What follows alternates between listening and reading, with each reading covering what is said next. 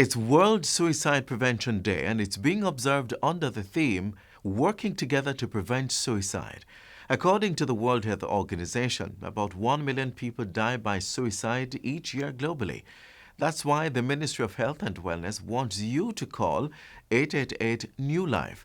That's 888-639-5433 if you are at the point of giving up on life and contemplating suicide. It's their mental health and suicide prevention helpline. Let's work together to help each other.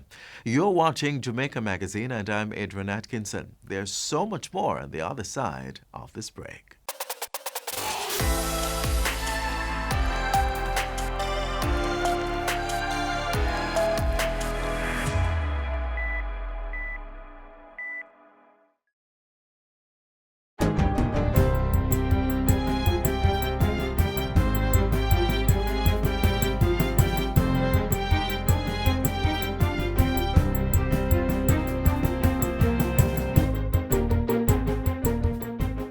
Good day, I'm Theodore Henry, and this is your JIS News for Thursday, September 10. Government has committed to building 70,000 housing starts over the next 5 years. Of that number, 30% or 21,000 will be reserved for police officers, nurses, teachers, and other civil servants. Another 10,000 will be allocated to persons within the ages of 18 to 35 years at 100% financing. Prime Minister Andrew Holness says this is among several measures to ensure more Jamaicans have access to land, housing, and other critical infrastructure. Each year, the NHD will invest a minimum of $1 billion in social housing to include construction and repairs for those who are not able to purchase a home. We have already started to improve the system of the issuance of titles, and we have targeted to issue over 30,000 land titles to Jamaicans who have legitimate claims to land that they have occupied and cultivated for generations.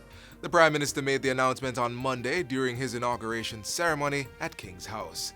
He also disclosed that a plan had been developed to bring approximately 100 million gallons of water per day into the system. This involves pumped hydro storage and desalination and will cover Clarendon, Kingston and St. Andrew, St. Catherine and parts of St. Thomas. This will solve once and for all our water shortage problems in our utility areas on the southern side of the island and increase the resilience of our country.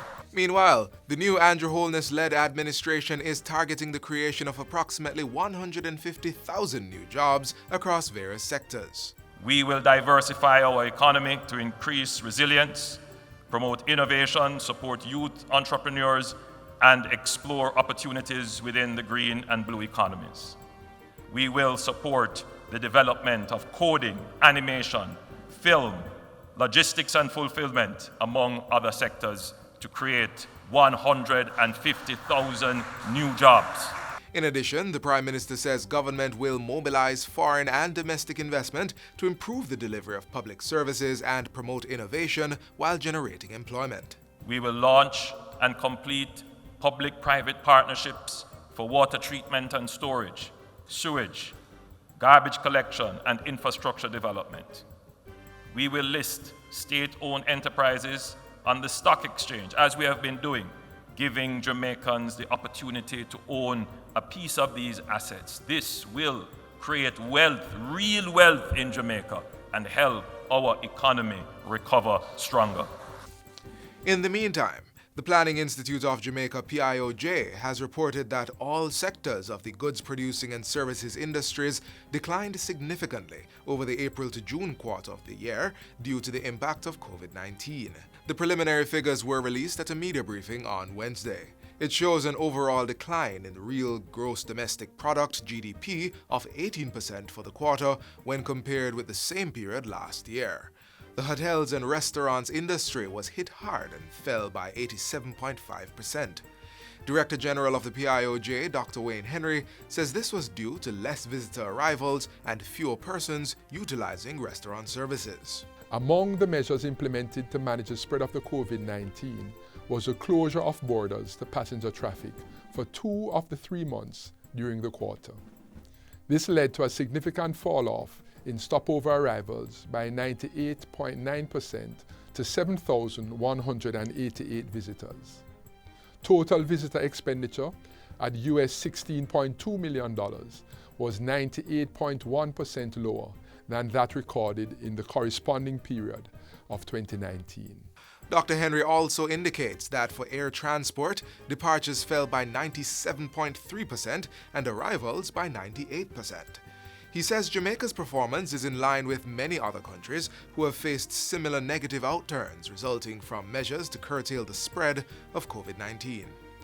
An examination of the economic performance in some of Jamaica's trading partners revealed that the economies of the USA, Canada, and the United Kingdom recorded contractions of 9.6%, 13%, and 21.7% respectively during the review quarter compared with the similar quarter of 2019.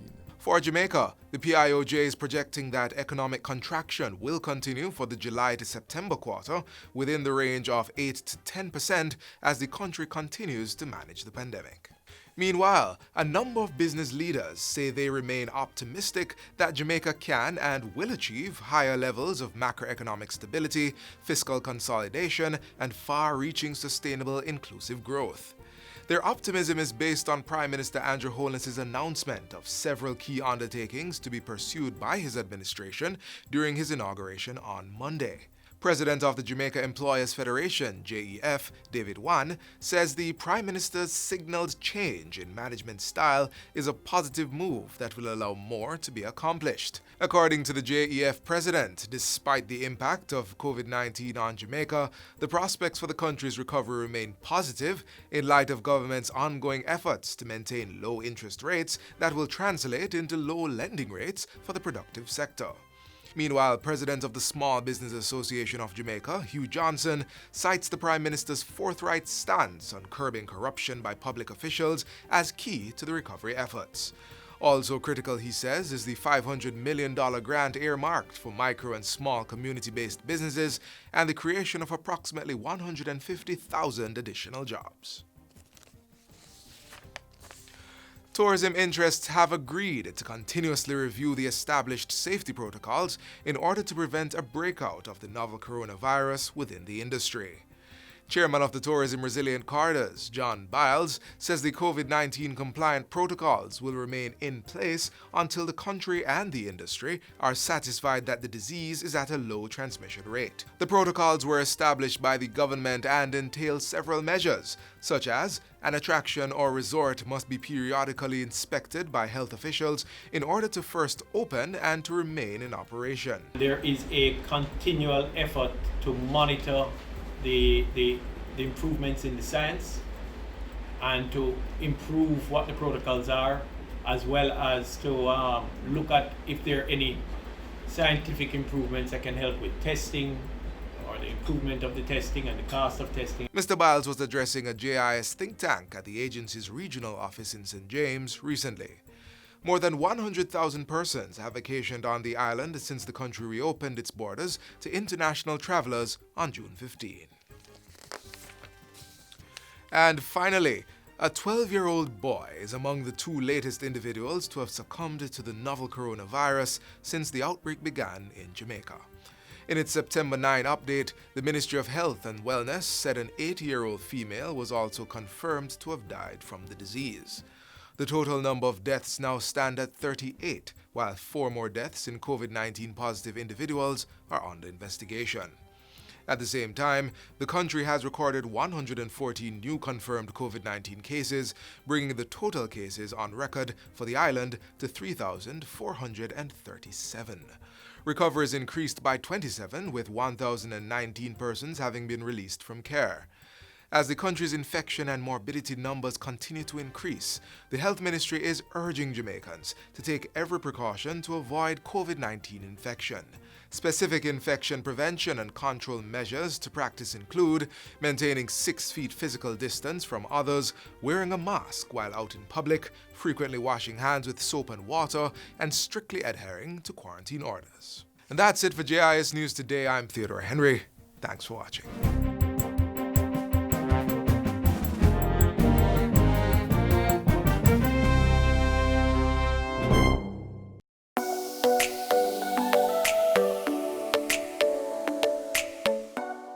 properly carry out a hand rub, apply a palmful of the product in your cupped hand, covering all surfaces. Rub your hands palm to palm. Rub your right palm over the back of your left hand with interlaced fingers and vice versa. Rub your hands palm to palm with fingers interlaced. Rub the back of your fingers to opposing palms with fingers interlocked. Rotationally rub backwards and forwards the clasped fingers of your right hand in your left palm and vice versa. Once your hands are dry, they are now safe.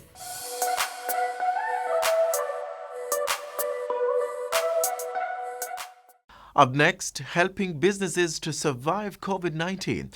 We talk with Harold Davis of the Jamaica Business Development Corporation.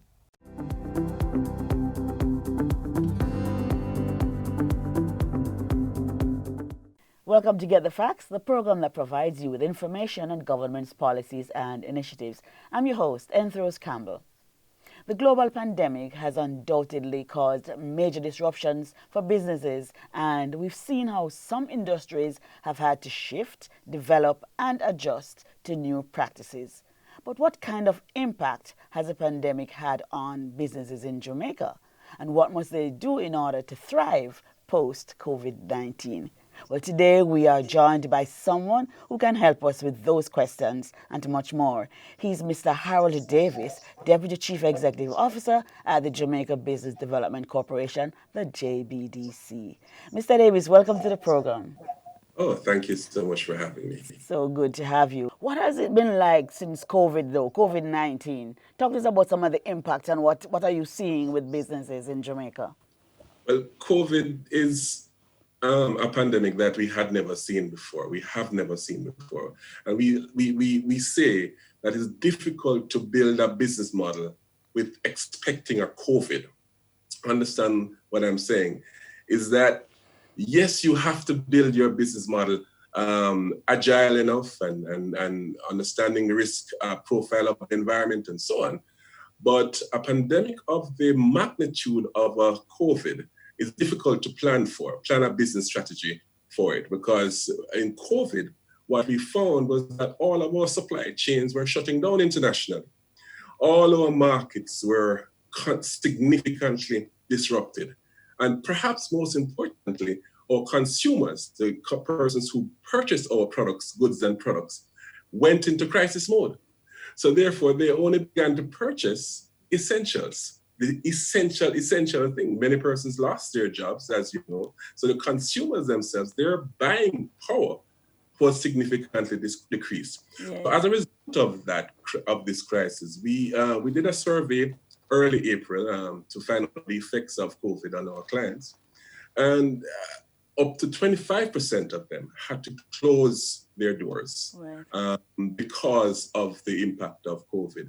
Another 12 or 13% of them had to reduce staff, working on a skeleton kind of staffing. So the impact, let's be clear, on the outset was bad.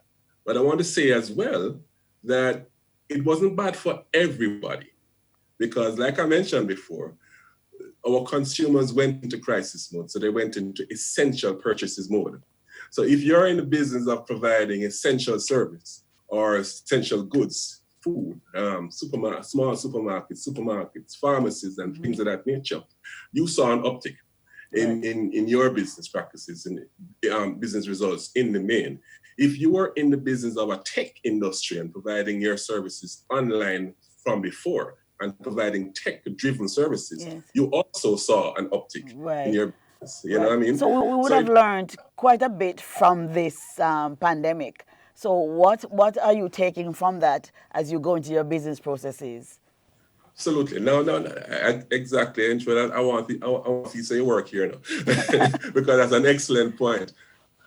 The main lesson is the structure of your business and making the structure of your business robust enough. And by making the structure of your business robust enough, we're talking about making sure that you have multiple income generating products and income generating lines. You have the capacity, and you have moved your business to be able to trade and to do engagement online. because that is the way persons have been interacting and have been trading.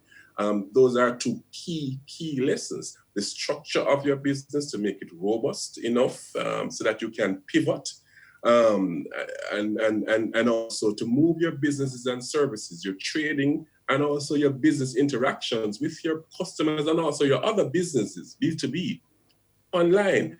Are you seeing any kind of trends now post-COVID? Are people doing differently with their business? What have you had to be? You have to be doing different. What are you doing to help the business persons now? Yes. We had to pivot. And the good thing about JBDC is that our structure is fairly robust. As I mentioned before, you have to make sure we have moved a lot of our services online. Yes. We have been able to move our support services to our clients and be able to operate remotely. And that took some doing. But in the meantime, one of the things that came out of our initial survey was the need for upgrade and general, training and so on, and sensitization for persons, for businesses.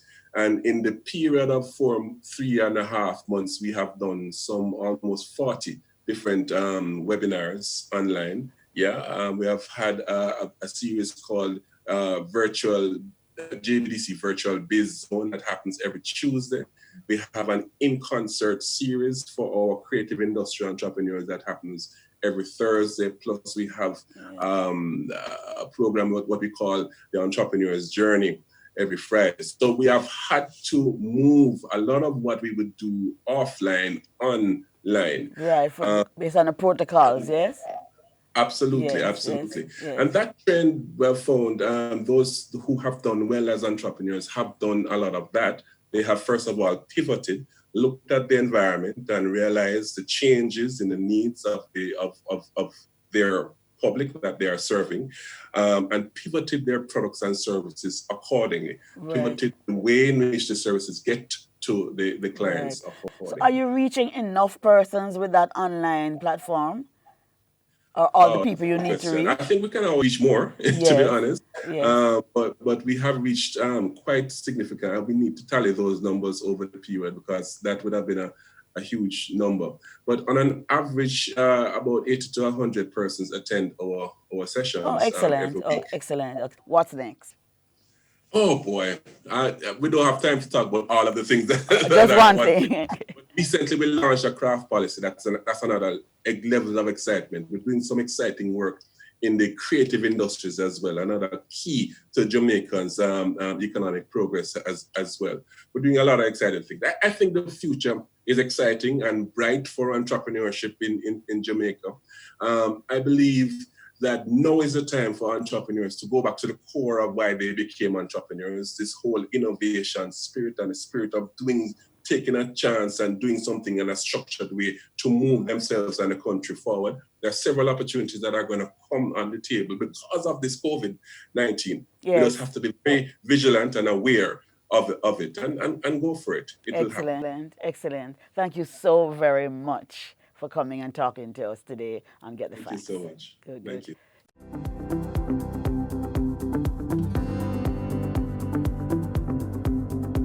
The JIS Heritage Competition is celebrating 10 years of youth expression on Jamaican history, culture, and tradition. If you're a primary level student, 9 to 12 years old, enter the essay competition. Write 400 to 500 words on the topic. I promise to stand up for justice, brotherhood, and peace. Identify a Jamaican from our past or an institution that exemplifies this statement from our national pledge and say why. Secondary level students, enter the poster competition. And tertiary students, send us your best snap for the photo competition. The topic, I promise to stand up for justice, brotherhood, and peace. Enter now and play your part in preserving our national heritage. Great prizes to be won. Competition closes October 24. For competition rules and guidelines, contact the JIS. As the country continues to experience an increase in the number of COVID-19 cases, we continue to urge you to take care of your health, not just by wearing a mask, which is extremely important, but also paying keen attention to the foods we eat.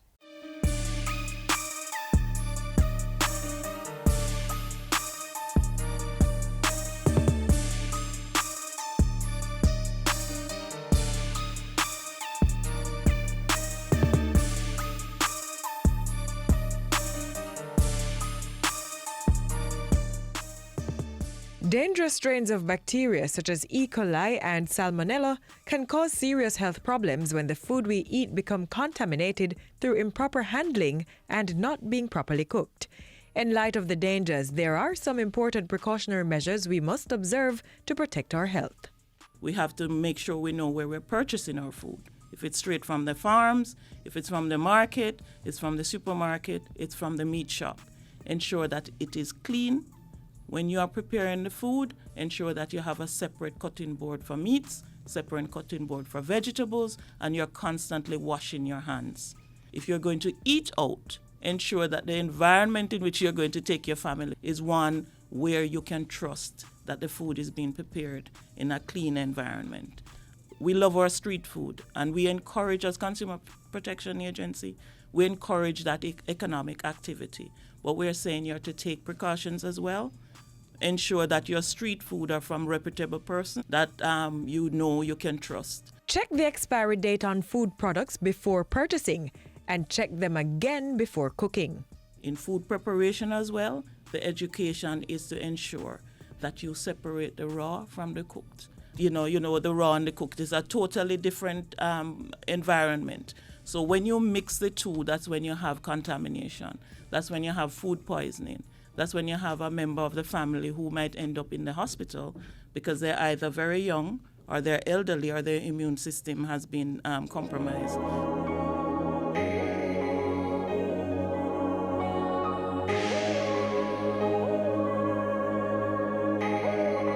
Discard any food that looks or smells questionable. Don't allow your food to stay open and accessible to flies. Containerize and refrigerate or freeze leftover food before 2 hours after cooking. And always store meats and seafood in sealed containers. The second thing about food safety is you have large amounts of food laid out for a couple of hours or more, and the family keeps coming back, dipping, visitors coming, dipping. You have to ensure if you have the food out for more than 2 hours, hot food, be very careful, especially if you add sauces and other condiments on the food. It tends to go a little off early, and that is where you have problems if you have an elderly person or a young child. Make sure that you put that away early, that you don't put your family at risk, because food poisoning, most of us get well quickly, but it can lead to death if your immune system has been compromised. So we're saying be safe with your food. Ensure that when you package them and put them away, they're packaged in portions where when you take them out to reheat, you don't reheat the entire thing and then put it back in the refrigerator.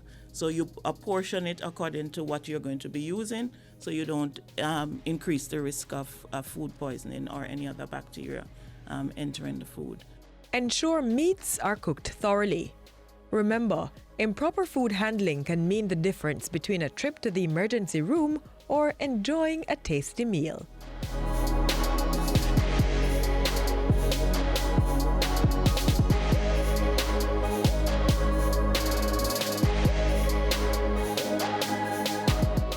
Hurricanes can strike at any time. In the event of one, be prepared to act quickly.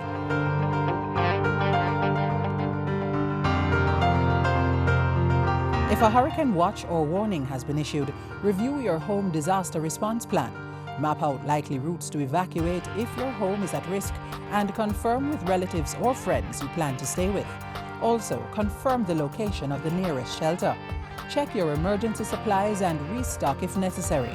Remember, disasters do happen, so be prepared. Being at home because you are working from your living space or not at school gives you more time to notice in detail things within your environment. For example, some of those trees that you may have forgotten their names. Is this one of them?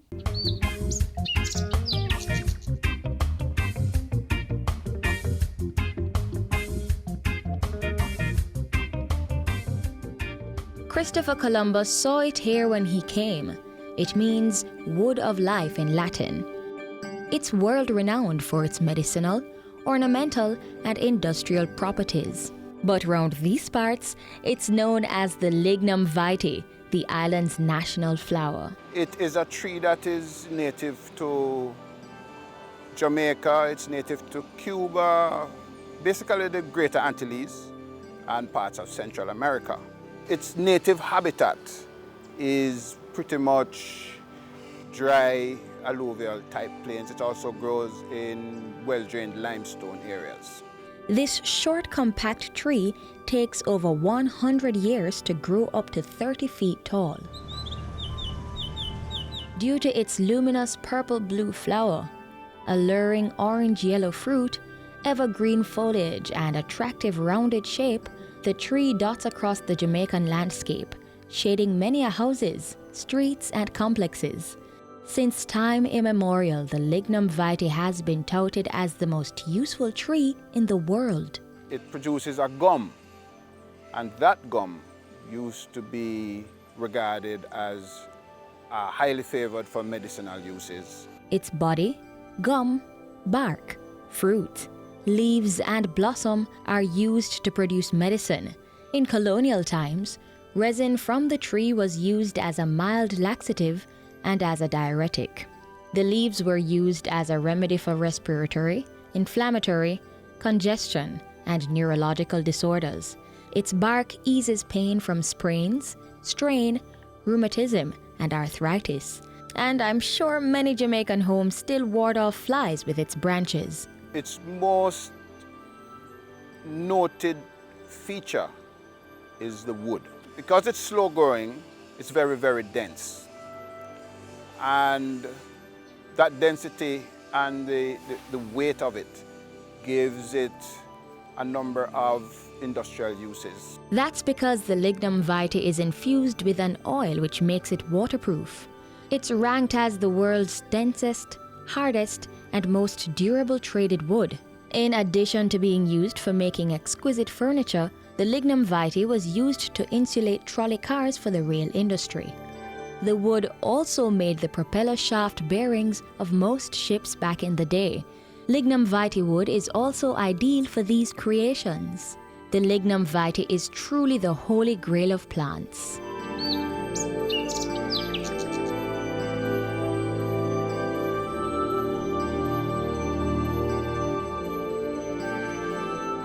This is where our journey ends, but only for today. Do join us again tomorrow when we'll bring you another informative program. In the meantime, stay connected via our website, jis.gov.jm. And while you're online, send your feedback to jamaicamagazine@jis.gov.jm or via tweet @JISnews. On behalf of the entire production team, I'm Adrian Atkinson. Thanks for watching.